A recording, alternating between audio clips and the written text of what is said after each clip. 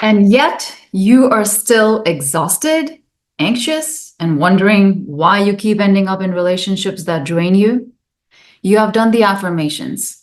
You have tried being stronger, being softer, being everything they needed you to be. But no matter what you do, you always find yourself stuck in the same painful cycle, giving too much, receiving too little, and questioning your worth. If this sounds like you, it's not because you're broken. It's because your body has been wired by trauma to survive, not to thrive. And survival mode doesn't feel like trauma at first. It feels like people pleasing. It feels like working twice as hard just to be enough.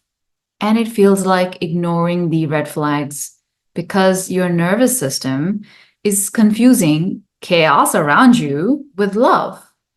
And this is the silent truth so many women live with. And today we are pulling that curtain back. And on this episode of the Dimple Bindra Show, we're going to go raw and unapologetic about why women keep repeating cycles of exhaustion, anxiety, and toxic love, even long after leaving the abusive partner, the painful childhood, or the betrayal. And before we dive in, I want you to take a moment after the episode to take my free healing archetype quiz. The link is in the bio, because once you uncover the unconscious patterns that are keeping you stuck, you finally begin to understand you're not crazy, you are awakening. And today we have a very important guest joining us all the way from the UK. It's 9:30 p.m. that we're doing the recording for her. And her name is Leticia Francis. She is widely known as the survival mode disruptor. Leticia is a trauma recovery mentor, an author, and podcast host who brings a powerful mix of lived experience and unapologetic truth to her work. She is herself a survivor of teenage domestic abuse, and it was through her own painful journey of living in silence and survival that she chose this path. Today, she helps women around the world to break free from the exhausting cycles of anxiety, overgiving, and toxic relationships. And through her book, her podcast, and her mentorship, she facilitates bold, disruptive transformation for women who are ready to stop shrinking, stop settling, and finally reclaim their power. Welcome to the show, Leticia. Thank you so much for having me. I am really excited to be here. I am glad that you made it to this podcast because, like I said, she's from the UK. It's nighttime. Yeah, that's the reality of podcast world. But because I love the work that she is doing currently, I could not have not brought her to the show. So, Leticia, I am very honored that you said yes to our interview. Thank you for coming on our show. Let's start into your work today. I'd love you to start with how, if you can share like a little bit about your story and what it was like for you as a teenager experiencing domestic abuse. Yeah, so I grew up in Bermuda, small island in the middle of the Atlantic Ocean. Both of my parents, I always start here because I think it gives context to how I ended up in the relationship. Um, both of my parents got divorced when I was very young.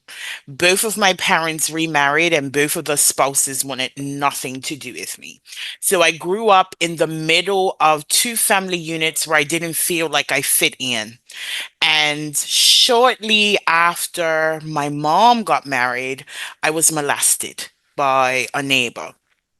So I was introduced to sexual activity quite early. And while I knew that there was something very wrong about that, because I experienced what I label as emotional abandonment, the attention that I received from this man was welcomed. So as I grew older, I welcomed attention from man. When I was 12, I looked like I was about 21. Very built body. I lost my virginity to rape at 12. And shortly after that, I was introduced to a man that was more than twice my age. He was near 30 and I was 14. And he became a safe space for me because of the tension and the chaos that happened in my household. Now, I wasn't being abused. My mom was very present. However, my father wasn't. And although my mom was present, I never felt like she chose me. She chose her family unit, her children that she had with her husband. And I was kind of left on the outskirts and very angry about that. So I meet this person who creates an environment for me to escape my home life. And I was naive. I didn't recognize that I was being groomed, but I was groomed. And then when the time was right, because I was pretty much attached to this man, he put his hands on me for the first time. I was 15. He attempted to choke me out because I did something that he didn't like. And I knew then that I needed to escape that relationship. And I left. I packed up everything that I had in my house and I went back to normal living. However, that normal living for me was being in households where I felt like I wasn't wanted. And I was very angry about that. I used to fuss with my mom quite a bit. She kicked me out of my house, out of her house. She sent me to live with my father. My father kicked me out because his wife didn't want to raise me. So it was a lot of rejection and abandonment that I received. And I ended up back in this relationship shortly after my mother's husband taunted me to kill myself. Um, so although I was aware that a man should never put his hands on me, that environment felt safer to me than being at home. Um, my mom eventually, and I call it a restraining order because I'm not really sure what else to call it, but Mhm. by the time I was 17, I was kicked out of my mom's house again. This time I was told I was not allowed to return to the property. I received a letter from her lawyer saying that if I returned, the police would be called. So it almost forced me to stay in this circumstance with this man. Um, and once that happened, the abuse that I experienced just escalated. He was emotionally abusive. He used to tell me all the time, I'm the only person that cares about you. Look, your mama doesn't even want you. Your daddy doesn't even want you. I'm here. I keeping a roof over your head. And because I was so young, you know, I believed him. Um, I got married at 19. And the physical abuse ramped up once we got married because there was a clear uh, indication that he believed that he owned me. Mhm. Everything, all of my dreams were expected to take a backseat to my marriage. And that was very difficult for me. I experienced being hit regularly. I, and Bermuda is a place where your business spreads faster than the flu. Mhm. And I really was ashamed of what I was going through because there was an awareness that this should not be happening to me. So for years, I suffered in silence, and that relationship ended as a result of me being stabbed um, when I was 21. I am so sorry, Leticia, for what you have gone through, but our audience has similar stories like you. Mhm. And that's why we wanted to come and speak on the show because look at you now. Look at Look at you now. Look at you. me. You're beautiful, you're strong, you are this woman who has done this. I mean, I love the name of your podcast. If you can please tell about your podcast and the name of your podcast to our listeners again, so that I want you to share about your podcast, because that is what you built after your story. Absolutely. So my podcast is called Survival Mode Disrupted. I'm sorry, I'm just turning on my notifications. Yeah. Um, Survival mode disruptive. Survival Mode Disrupted. And I started this podcast when I recognized how much people are unaware of the residual impacts of trauma. And I lived that, right? When I left my husband, I expected my life to magically fall into place, and it didn't. I picked up people pleasing, overachieving, and these are what I consider survival identities. I And became, and I was gonna say this is something that I want you to touch base on in my next question. So do tell okay, us about that, okay, once again, please repeat your podcast name again. So it's yes. survival. Survival mode disrupted, and we have conversations about navigating the residual impact of trauma, because most people are unaware that how trauma shows up in their life.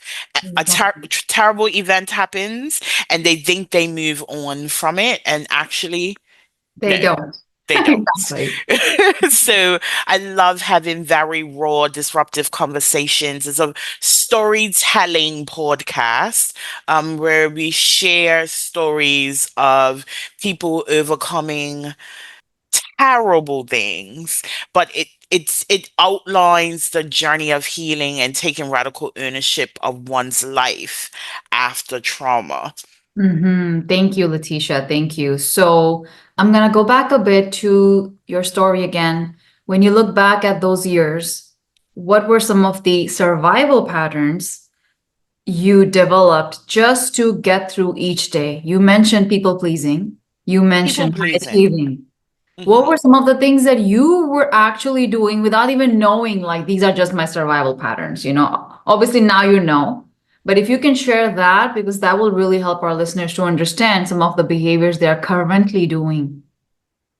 Well, people pleasing is a big one, because I often see people mislabel it as part of the personality. And I learned very early, and it wasn't even in my relationship. I learned this from my father, that if I didn't do what he wanted, if I didn't act in a way that he wanted, there were severe consequences. So that changed the way that I showed up in that relationship, and it also changed the way I showed up for man.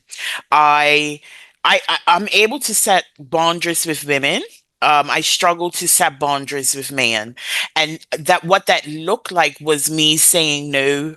I mean, saying yes when I wanted to say no, me doing things that I assumed would make the man happy and not upset. And that was amplified once I got into that abusive relationship, because I did things to avoid being hit or abused. So a lot of my life, I struggled with boundaries. I struggled with being able to advocate for myself. I struggled with showing up authentically with a fear that if I did, there will be consequences for that. So that was people pleasing. Overachieving, something I learned early in school, actually. I was highly gifted, but my mom chose to keep me in my age group rather than advancing me. So the school system wanted to advance me 3 or 4 years. My mom said no. So tell me Um, about that. You were highly gifted in what exactly, that the school recognized it, but your mom didn't see it? it wasn't that she didn't see it. She didn't want me to be in an environment with people significantly older than me. So they wanted to skip me 3 to 4 grades. At that Yeah. time, I was only 9, which meant Mhm. that I would be in environments with teenagers. And that wasn't what she wanted for me. And in a sense, because of the molestation that I had, and although she didn't know, my behavior changed tremendously. So I think as a mother, she was trying to protect me.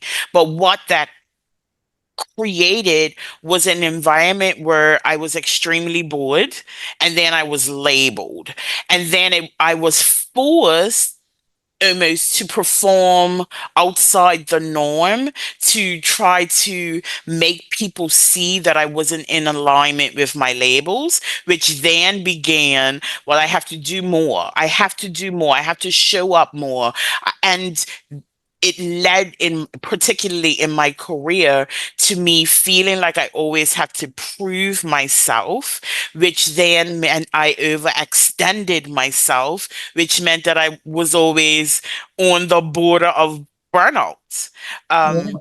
and so, particularly once I started my business, that was one of the first things that I had to rewrite and reprogram, because I had spent so many years doing way more than was necessary so that I felt like I was accepted with the people that were around me or in my environment.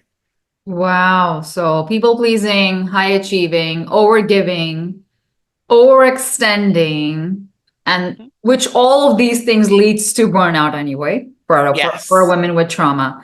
Thank you for sharing that. Was there, next, I would love to know, was there like a specific moment or maybe a turning point when you realized you did not have to survive anymore? You wanted to just truly live? So yes, I left my first husband. I got divorced at 22. Uh, and I moved on with life. I moved to Atlanta. I got a full scholarship to go to a university in Atlanta, and things were going well. And I met a man who was a cocaine addict. He then drained me of everything because I was very naive to the nuances of addiction. I moved back to Bermuda. And this is over a course of, I was with him for about 4 years. I moved back to Bermuda, and I fell in love with someone who was a crack cocaine addict. And when he relapsed, he was stealing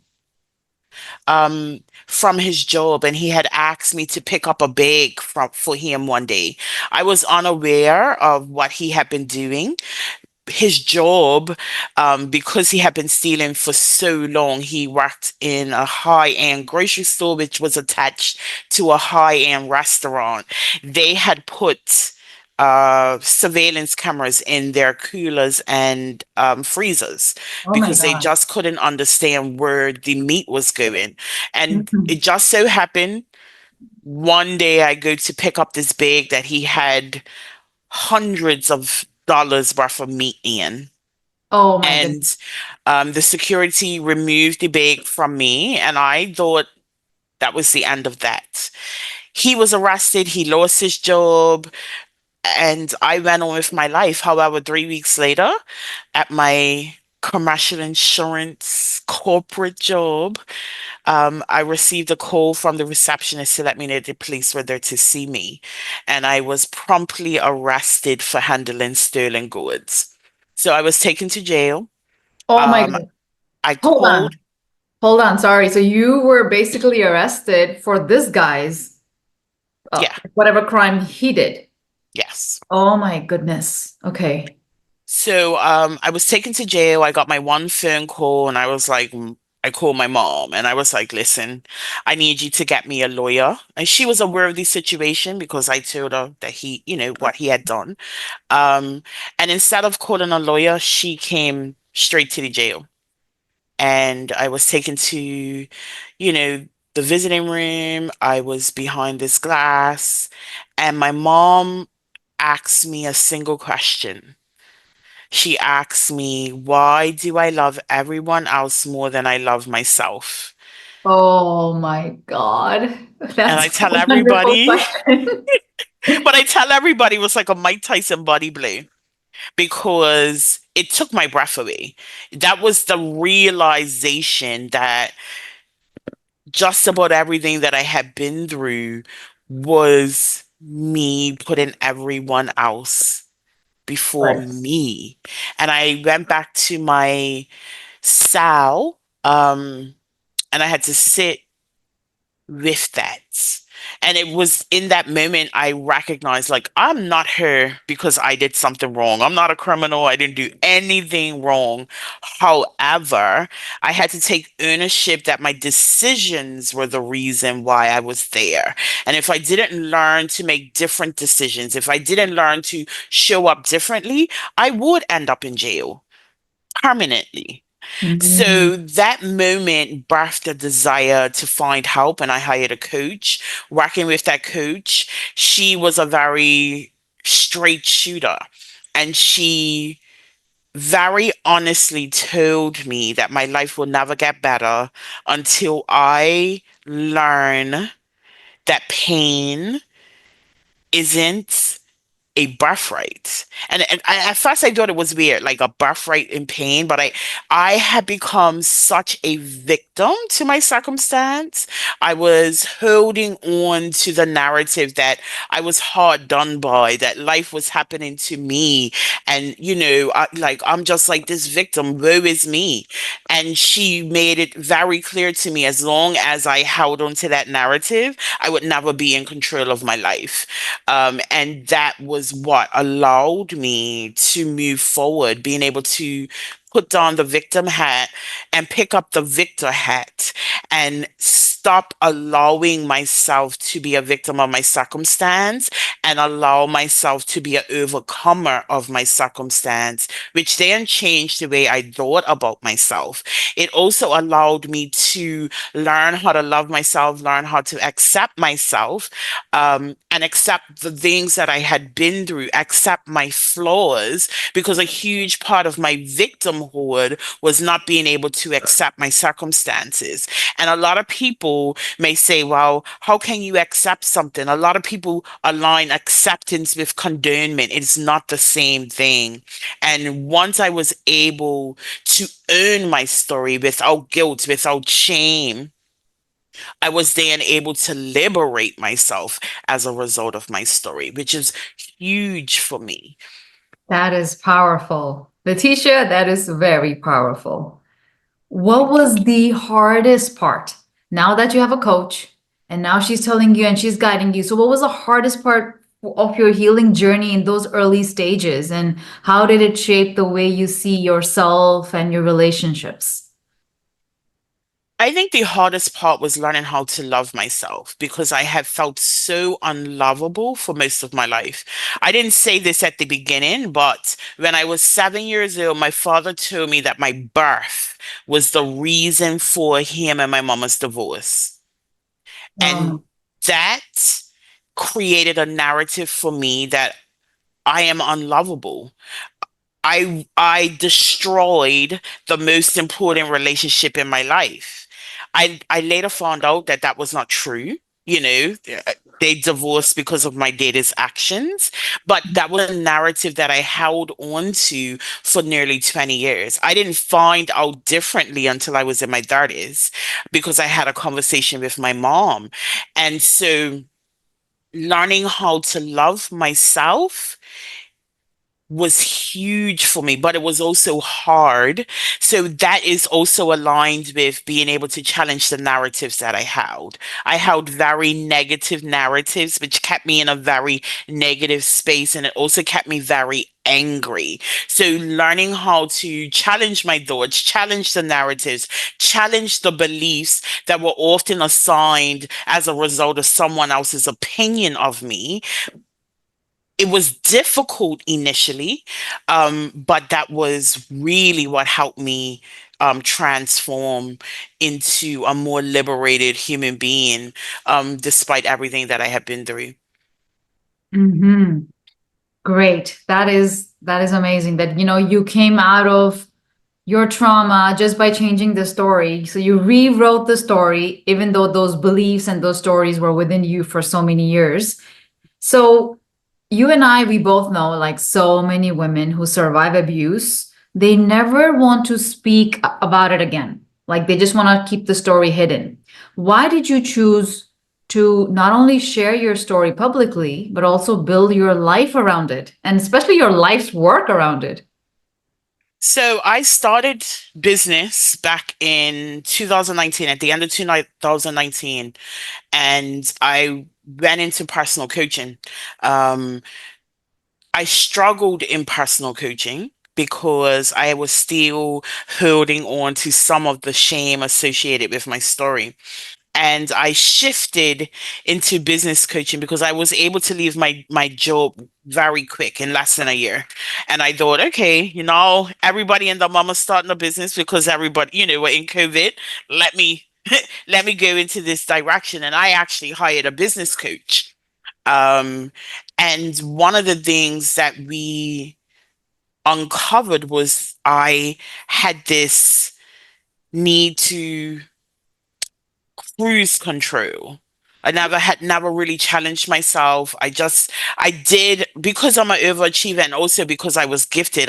I've never really had to work hard to like, although I worked hard, my working hard would probably not be the same as someone else because I'm highly intelligent and I process things in a very fast manner. What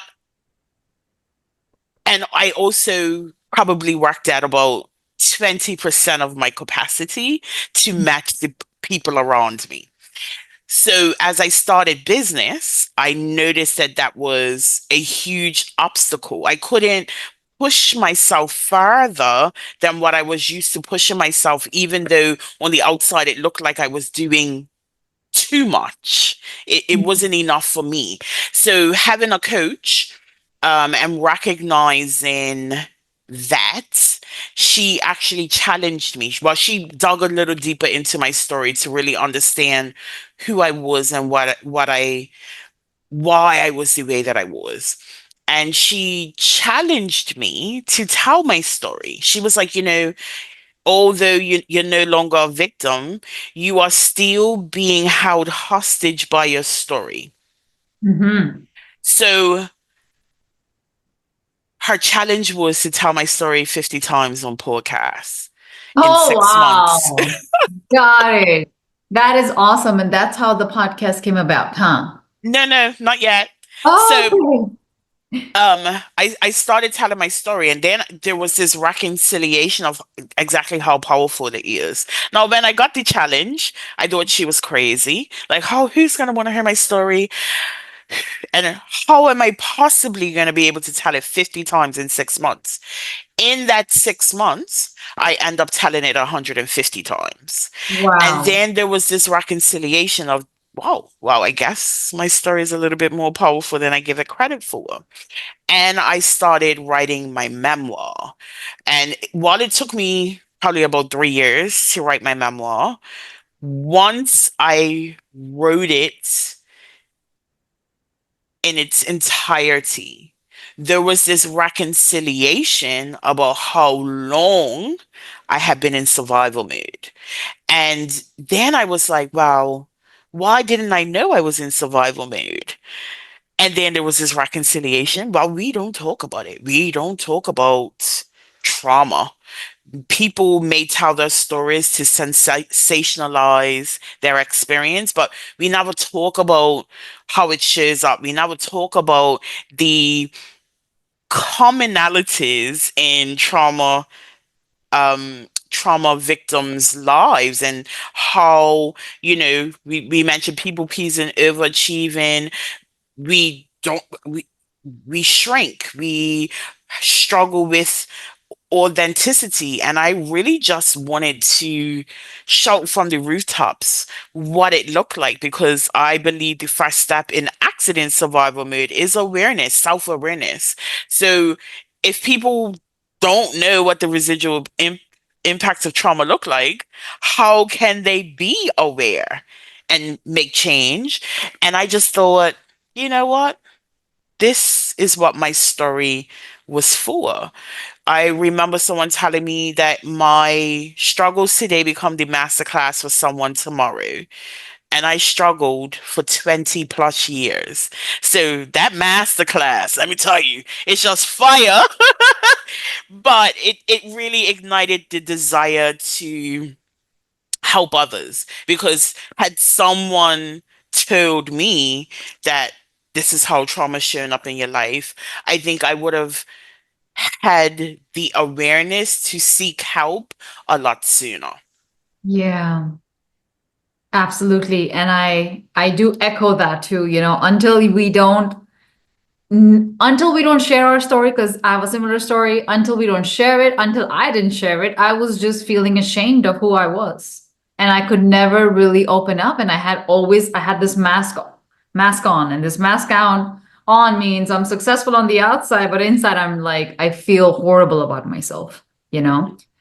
My next question is, I know this, that so many women, they may not realize that they are even in survival mode. It's not a keyword that they put on Google. Hey, I'm in survival mode, because they just don't know about it.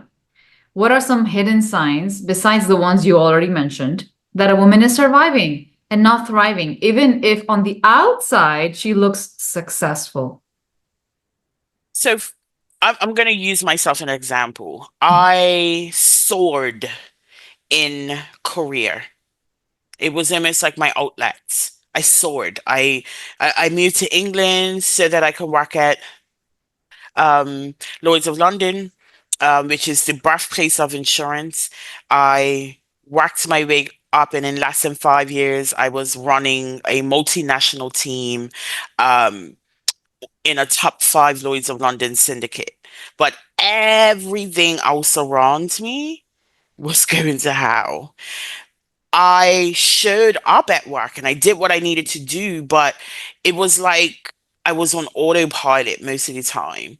Mhm. My emotions were still unregulated. I was still very hyper aware and ready to defend myself, very defensive. And deep down, even though I was smiling, I felt empty and I felt useless in these spaces that I was in. And that was who I was for an extended period of time. I describe survival mode as a extended state of fight, flight, freeze, or fawn. I was a fighter. So I was constantly in your face, constantly defending myself, constantly ready to swing, right? Like not even physically sometimes, verbally, whatever. Verbally. Like, Yeah. I was fierce in all the wrong ways, but that was my trauma showing up. Right. I had spent so many years waiting to be slapped and hit or taken advantage of or lied to or manipulated, that I couldn't trust anyone. I I I couldn't trust anyone's intentions for me. I was always on edge. Um, and for me, it really just came to a point where that place was so heavy for me. I got to a point I couldn't even get out of bed. And I knew it wasn't depression because I've been clinically depressed. I knew it wasn't depression. I just knew it was something else. And I just couldn't get past it Mhm. until I became aware, that I was really just living in the residual impact of trauma. Um, Thank you for sharing that. So I also want to ask you about this. Like how our society always tells us women need to be strong and we need to be resilient. Like, okay, and in your experience, how can that message actually keep women trapped in just being silent and suffering? I Because can speak to that very well. I am a black yeah. woman. Okay. I am a Mhm. black woman. And black women carry a strong black woman narrative. You do Yes. not let your weak slip. You cannot let the world know that you are weak or you are weakening. So you do everything that you need to do to keep going. And this is something that I learned from my granny, my mama. You know, you have to be strong. You have no other choice. And that strength is you get up and keep going. You cannot rely on anyone else. You keep quiet because it's really nobody else's business. And if you do tell people, they're gonna use it against you anyway. So yeah, that strong black woman narrative became my handcuff. I celebrated the fact that I was so resilient, but I also couldn't ask for help. I also didn't know what it was to admit that, you know what, my life is falling apart. So to me, there's social expectations of women to be strong only push us into becoming Oscar winning actresses because we perform instead of showing up authentically. Yeah. Oh my God. I love the word you use, handcuffed.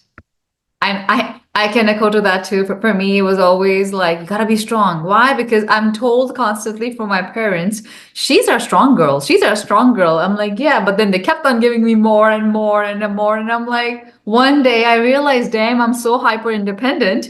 I never asked anyone for help. But of course, it changed along the years. So thank you. I love that word. I'm gonna use it. Handcuffed.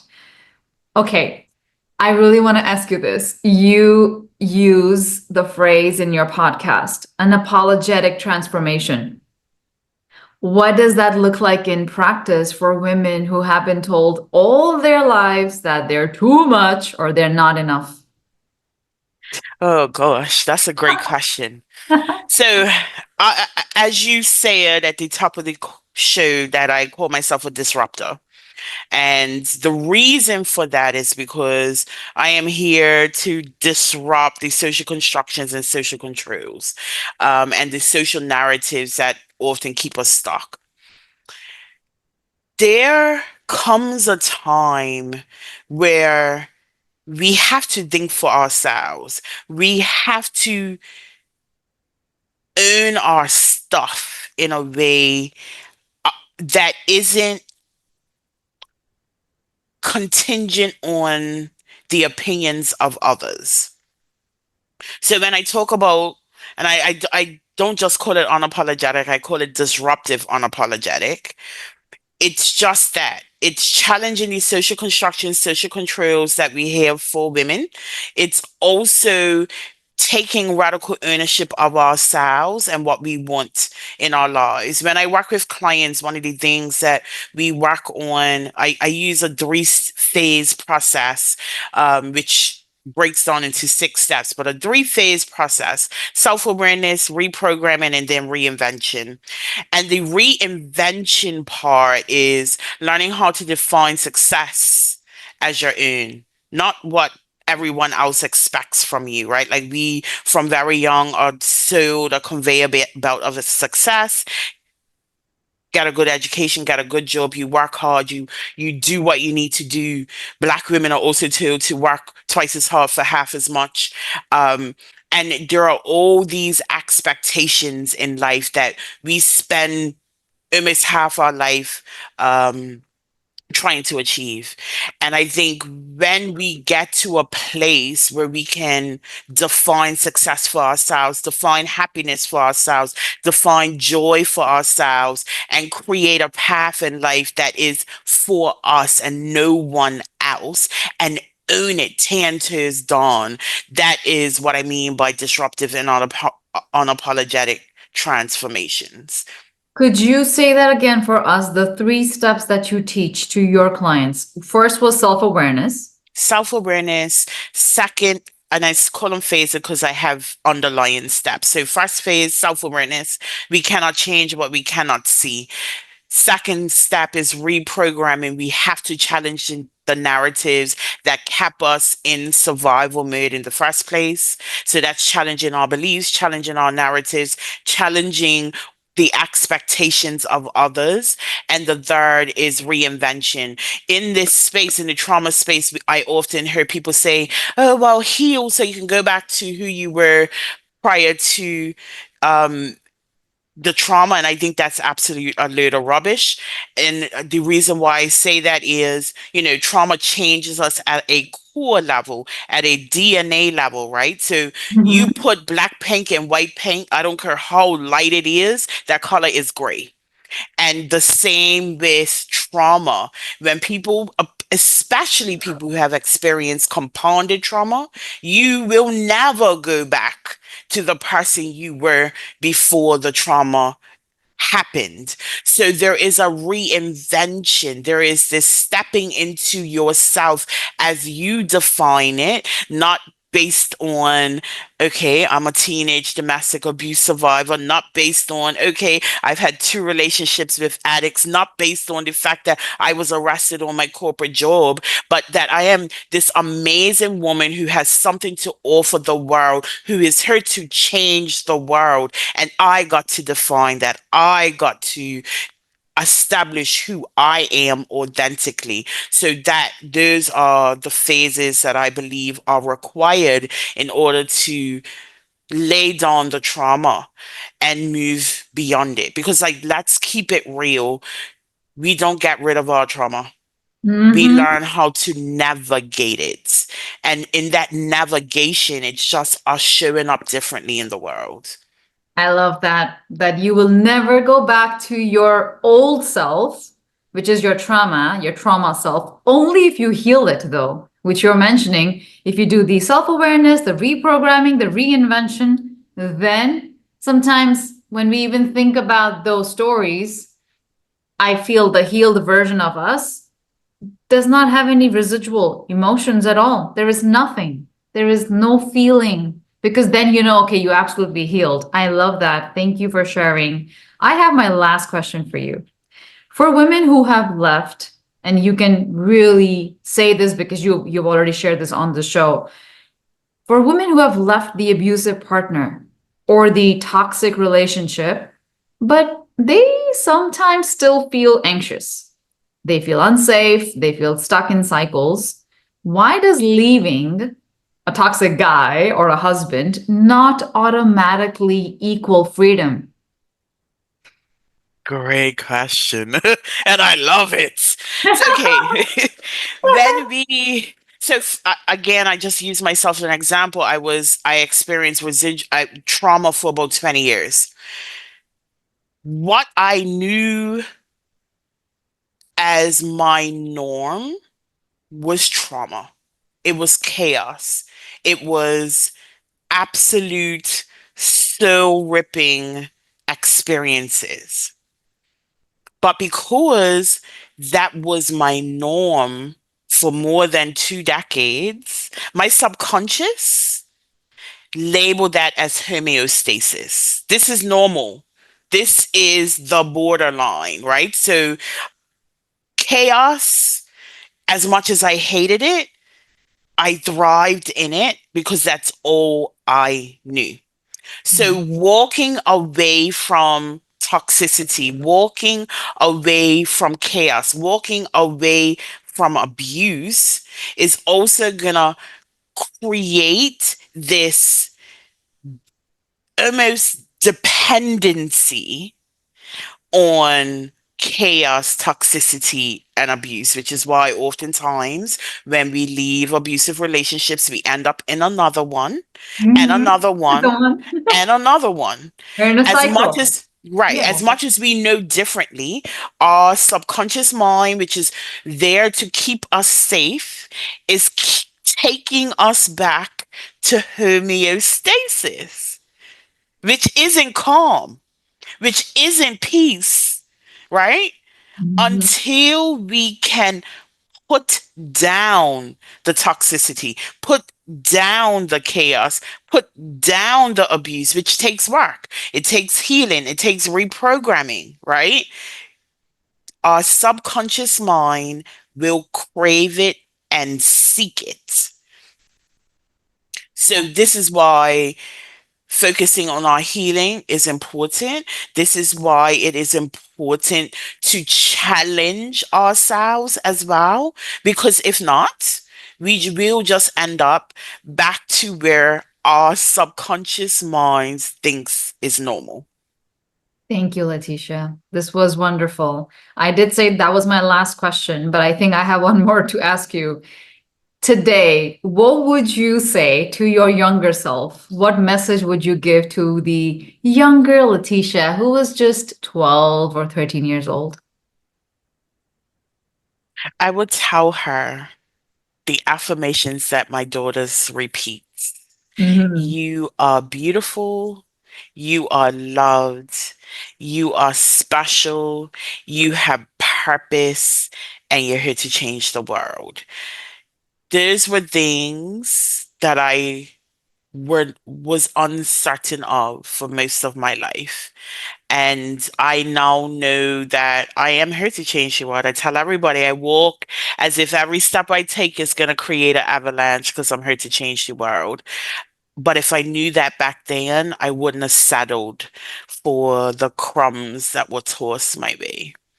Oh, thank you so much, Leticia. It was wonderful having you on our show. I am gonna add your information on the show links, but please tell us where can our listeners find you? Yeah, so the first place to find me is my website that www.leticiarenefrancis.com. There I have a free gift, which is called the Survival Mode Exit Blueprint, which walks you through the 6 steps that I work with all my clients. It also has the link to the Survival Mode Disruptive podcast. That is the exclusive place that you can find my book, The Survival Mode Exit Plan, and you can join my Survival Mode Exodus membership. You can also find me on most platforms as Leticia R. Francis, and my main place is LinkedIn. I am gonna add all her information on the show notes for our audience. Thank you so much, Leticia. It was an honor to have you on our show. Thank you so much for having me. And for all of our listeners, always remember metamorphosis, not medication. And namaste.